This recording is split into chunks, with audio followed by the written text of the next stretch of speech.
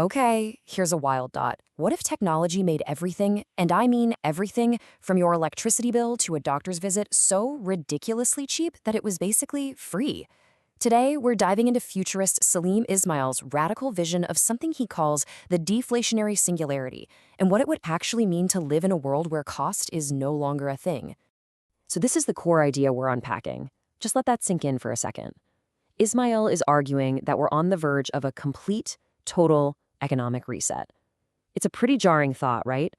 A decade of chaos and messiness, followed by a world where money might just be obsolete. It sounds like pure science fiction, but his whole point is that this transition, it's already started. So how in the world do we get from here to there, to a world without money? Well, the whole journey starts with getting our heads around one core concept, the economic singularity. Now, the economic singularity isn't some far-off sci-fi dream. It's this idea that capitalism is actually becoming so good at its job, making things cheaper, that it might just make itself obsolete. As technology gets better and better, the cost to produce just one more of pretty much anything, one more kilowatt of energy, one more medical diagnosis, one more seat in an online class, is just plummeting towards zero. So what's the first domino to fall in this massive chain reaction? According to Ismail, it all kicks off with energy. You have to think of energy as the foundational cost that's baked into literally everything else. If you can make energy radically, unbelievably cheap, you set off this incredible cascade that completely transforms the entire economy. And here's exactly how that domino effect plays out. First, you've got technologies like solar and fusion getting better and cheaper, making energy abundant and nearly free.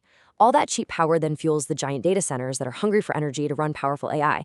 And then, with almost unlimited intelligence at its disposal, that AI starts to optimize and automate every other industry, driving their costs down to zero too.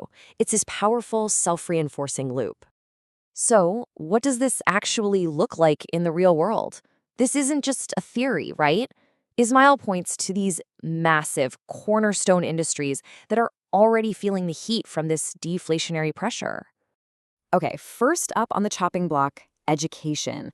Ismail makes a crazy prediction that the entire cost of education is going to collapse to zero within the next 3 to 5 years. Yeah, the whole model of expensive universities and decades of student debt is, in his view, about to completely shatter.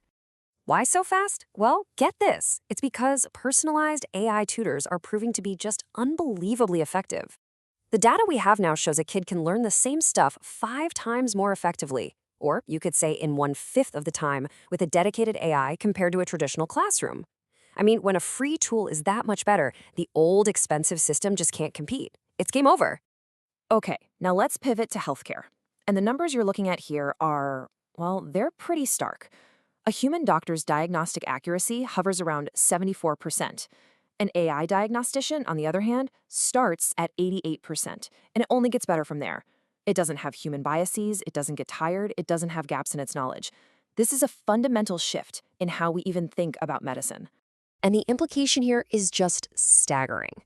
Soon, we're going to see free doctor apps that can diagnose you instantly and with incredible accuracy.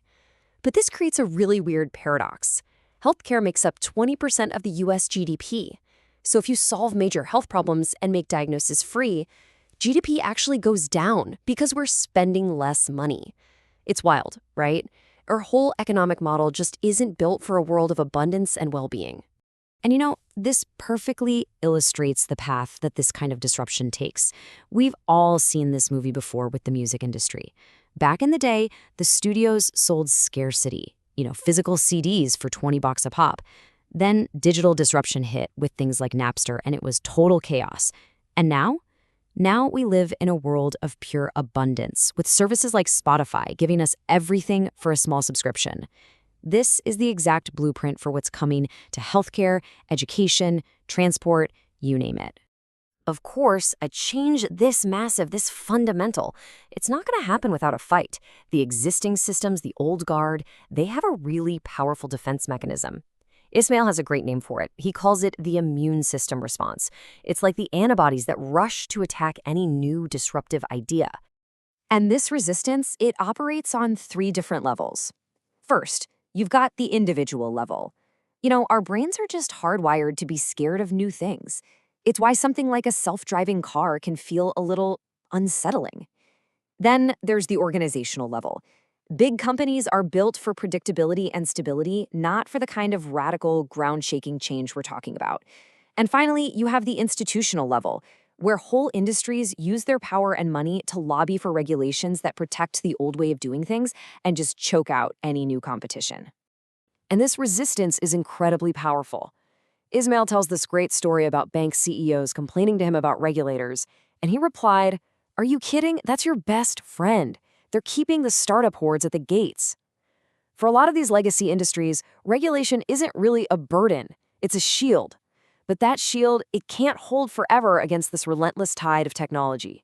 So, if this chaotic, messy transition is pretty much inevitable, how do we get through it? How do we navigate that Mad Max phase to actually arrive at the awesome, abundant, Star Trek future on the other side? Well, the key, Ismail argues, is all in our mindset. The reason for all this optimism is actually pretty simple, but it's also incredibly profound. For the first time in human history, the most advanced, world-changing tools are becoming available to anyone, anywhere, for almost zero cost. You don't need a massive corporate R&D lab anymore.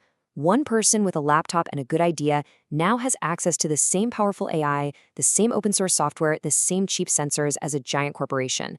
And that unleashes an explosion of innovation like we've never seen before. So to thrive, we need to adopt a few new mindsets. First, a curiosity mindset. In this new world, the most valuable people are simply going to be the ones who can learn the fastest. Second, an abundance mindset, so we can actually see the new possibilities instead of just clinging to old scarcity-based models. And finally, a gratitude mindset, to really recognize just how much better technology is making our lives, even when the 24-hour news cycle wants to focus on all the negative stuff. And this really brings us to the final, and I think most provocative question. Ismail suggests that we humans are just wired to prefer being comfortable over being happy. Staying in the old, familiar world, that feels comfortable. But embracing this radical, disruptive, and uncomfortable future, that's the real path to something far, far better. The transition is going to be messy, for sure, but the choice of how we approach it, well, that's up to us.